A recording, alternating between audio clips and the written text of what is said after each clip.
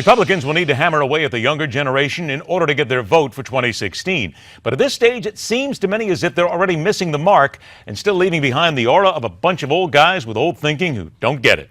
Scott Walker wants to change that, but is going about it in a rather interesting manner back home. Our guest is Media Director for Wisconsin College Republicans, also a junior majoring in political science and strategic communications at the University of Wisconsin-Madison. Anthony Birch joins Midpoint. Anthony, thanks for being here today. Ed, thank you for having me. I appreciate it. Anthony, this is wild because you folks sent out a rather, and at least it was deemed as a cordial campus-wide email asking students, professors, and administrators to support a budget proposal by Scott Walker. Cuts to higher education were in it. Without having to go into some of the certain spellings of some of the words, I understand it was rather interesting what you got back. Yeah, our purpose for sending the email was just to spark a dialogue on our campus about the budget proposal from the governor.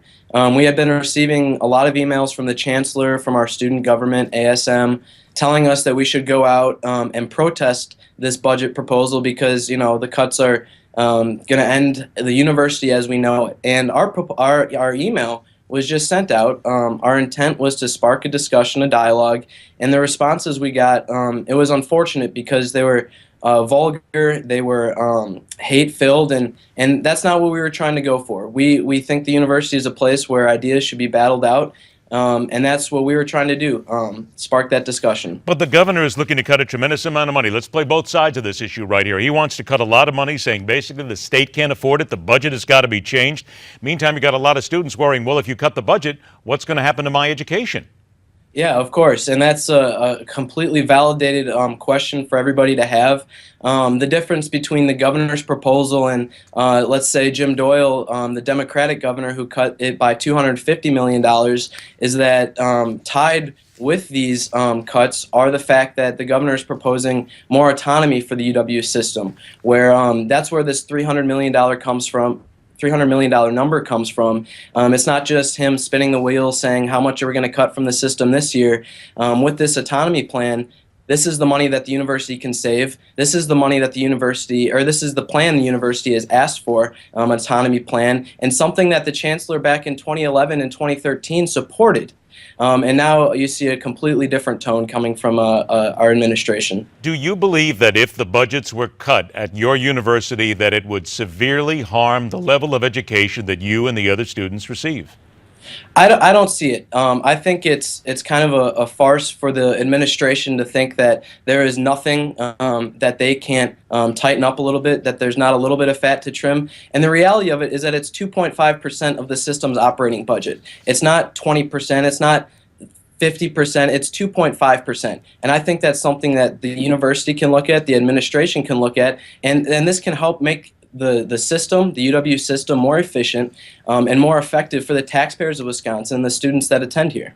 Anthony, is it fair to say that there's a lot of people, not only at your university, but others, who may have just gotten a little bit too comfortable over the years with this big fat contracts and a lot of this money sitting here, and basically they could just learn to get away with a little bit less?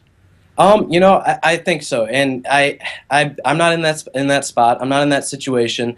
Like I said, the reality is it's 2.5%. I think if a state government agency thinks that it's operating at maximum efficiency, that they're kidding themselves. And every now and then, I was talking to someone who is previously on the Board of Regents. They say that the system needs somebody to squeeze a little bit to make sure we're getting the most out of it that we can. I think that's responsible for the taxpayers of the state. I think that's especially responsible for the students who are paying tuition to expect the most effective and the most efficient UW system that they can have. I want to remind everybody that this is the College Republicans at the University of Wisconsin-Madison, and behind you it is plastered with the different placards for Scott Walker. 30 seconds I have left. Can I take that to mean that you specifically, at least you, are a backer of Scott Walker and believe he should be the next president? I love Scott Walker. He's done great things in our state. He's a reason why we have courage to stand up on this campus and tell people why we support him. I think he brings a lot to the table, and I know we have a little delegation going out to CPAC in D.C. this weekend, and we're looking forward to hearing from him. That's definitely for sure. Careful, Anthony. You didn't answer the question. Would you vote for him for president? I would vote for him for governor of Wisconsin for the rest of my life. But you're not so sure yet about president. You're going to leave your options open, aren't you?